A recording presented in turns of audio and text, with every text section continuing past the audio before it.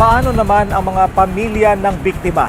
Yan din ang naging sentro ng talakayan sa Senado matapos mapuna na tila walang malinaw na tulong para sa mga naapektuhan ng children in conflict with the law. Narito ang agenda report ni Dexter Ganibe ng Abante. Napuna sa pagdinig ng Senate Committee on Women, Children and Family Relations na nakatutok ang Juvenile Justice Law ng Pilipinas sa kapakanan ng mga children in conflict with the law. Pero wala umanong gaanong probisyon para naman sa pagbangon ng mga biktima ng mga CICL, lalo na ang pamilya ng mga nasawi. Nakafocus tayo palagi doon sa perpetrators. Paano ma-rehabilitate yung perpetrators? Paano yung mga magulang ng perpetrators mabigyan ng gabay para madisiplina yung bata, etc. etc. But never did we mention ever tungkol doon sa mga victims. May probisyon naman na niya sa Republic Act No. 10630 na nag-amyenda sa Juvenile Justice Act pero hindi nakadetalye kung anong assistance ang ibibigay ng gobyerno sa biktima o pamilya ng biktima ng nasawi.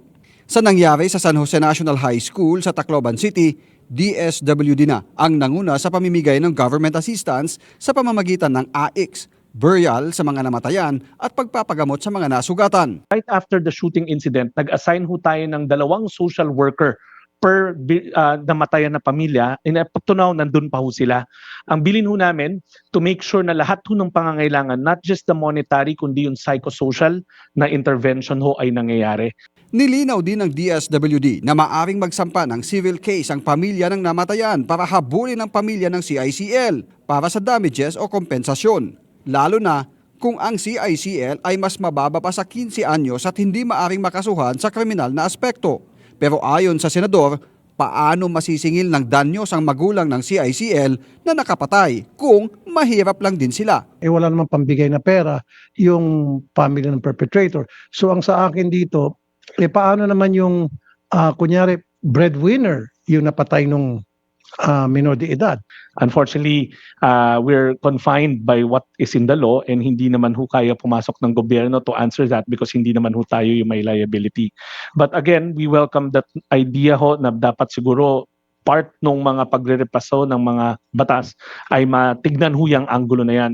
Gaya ngayon anya sa nangyari sa Tacloban na ang mga biktima ng karahasan ay kabilang sa 4-piece program ng DSWD, kaya maaring maapektuhan ang pagtawid nila sa kahirapan. Suportado ng DSWD ang pagsusulong ng pagdadagdag ng probisyon sa batas para sa kompensasyon ng mga biktima ng karahasan. Bukod sa kompensasyon, isinusulong din ni Tulfo ang pagkakaroon ng hiwalay na detention facility sa mga CICL na sangkot sa heinous crime gaya ng murder. Para sa agenda, Dexter Ganibe, Abante. Manatiling nakatutok sa Bilyonaryo News Channel. Sumubaybay sa aming social media accounts at mag-subscribe sa aming YouTube channel para sa mga eksklusibong balita at storya.